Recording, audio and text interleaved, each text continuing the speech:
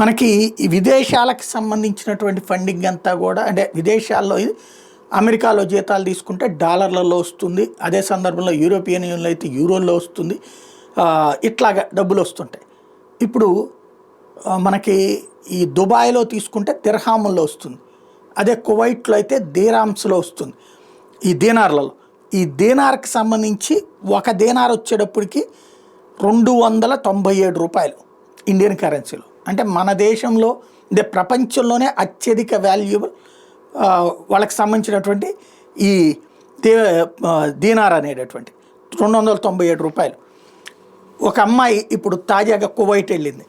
అమ్మాయి అక్కడ పని మనిషిగా పనిచేయడానికి ఎక్కడి నుంచి మనకి సహజ సిద్ధంగా ఈ గోదావరి జిల్లాల నుంచిను లేకపోతే ఆంధ్రప్రదేశ్లోని మారుమూల ప్రాంతాల నుంచి వెళ్తుంటారు. అయితే వైఎస్ఆర్ జిల్లాకు చెందినటువంటి ఒక ఏజెంటు ఈ అమ్మాయిని కువైట్కి పంపించాడు. ఎంతకయ్యా అంటే 150 దీనార్లు ఇస్తారని చెప్పి అక్కడికి వెళ్ళాక 100 దీనార్లు ఇచ్చారంట. అంటే ఇక్కడ మనకి 100 దీనార్లు ఇంటూ 279 రూపాయలు, వాస్తవంగా 150 ఇంటూ 279 రూపాయలు అని చెప్పేసి వెళ్ళింది. తీరా చూస్తే అక్కడికి వెళ్ళాక 100 ఇచ్చేటప్పటికి అదేంటి అని అడిగితే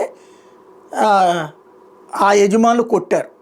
కొట్టి ఈ అమ్మాయికి ఈ అమ్మాయి నిలదీసింది. నిలదీసేటప్పటికి పిచ్చి పట్టిన అమ్మాయి అని చెప్పేసి పిచ్చి ఆసుపత్రిలో చేర్పించారు. ఇప్పుడు ఆ అమ్మాయి అక్కడ పోలీసులకు కంప్లైంట్ చేస్తే ఇక్కడికి వచ్చింది. ఇక్కడ మన సమస్య ఏంటంటే ఓ 25,000, 30,000, 40,000 రూపాయలు అక్కడ లెక్కలేసుకుందాం. ఇండియాలో పట్టణాలలో ఇవాళ రోజున ఆ డబ్బులకి మనుషులు దొరక్కల్లాడుతున్నారు. ఇళ్లల్లో పనులు చేయడానికి వాడు బోల్డంతమంది కావాలి. లేదా 4 ఇళ్లలో వండి పెట్టిన హైదరాబాద్ లాంటి చోట్ల ఒక్కొక్క ఇంటోళ్ళు 5,000 రూపాయలు చొప్పునిస్తారు. 4 5 తీసుకుంటే 20,000 అవుతుంది.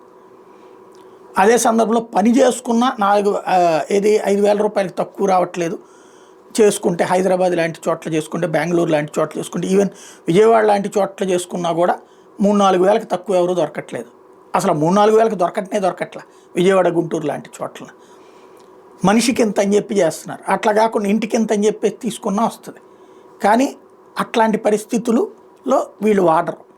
ఎంతసేపటికి విదేశాలకు వెళ్తే అక్కడేదో లగ్జరీ అన్నటువంటి చూపెడతారు.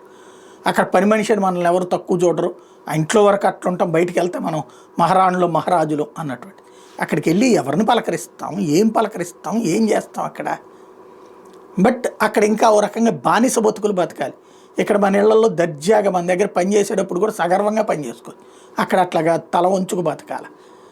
అయినా పోతున్నాం. మళ్ళీ ఇట్లాగ ఇబ్బంది పడుతుంటారు, ఇరకాటంలో పడుతుంటారు. ఈ విచిత్రమైనటువంటి ట్రాప్ మాత్రం ఎప్పటికీ పోదు. ఆ తర్వాతన మళ్ళీ బాధలు పట్టడం, మళ్ళీ వాళ్ళని పికప్ చేసుకురావడం ఇది తప్పట్లా.